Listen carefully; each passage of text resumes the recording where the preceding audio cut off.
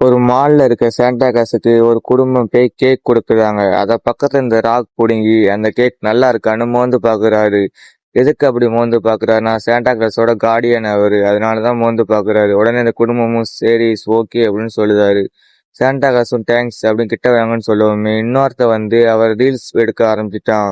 உடனே அந்த ராக் கிட்ட வந்து நீ இங்க இருந்து ஒழுங்கா போடனா அவன் மண்டைய உடைச்சிருவேன் அப்படின்னு சொல்லுதாரு.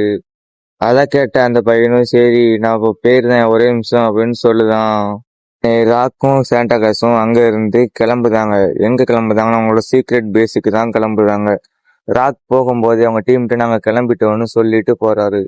அவங்க 2 பேரும் மாலுக்கு அண்டர் கிரவுண்ட்ல இருக்க அவங்களோட காருக்கு போறாங்க. என்னடா சாண்டா கிளாஸ் கார்ல எல்லாம் போறாருன்னு சொல்லுதான்னு நினைக்காதீங்க. அவர் இங்க இருந்து கார்ல போய் அவர் இன்னொரு இடத்துல சீக்ரெட்டா அந்த வண்டியை நிப்பாட்டி வச்சிருக்காரு.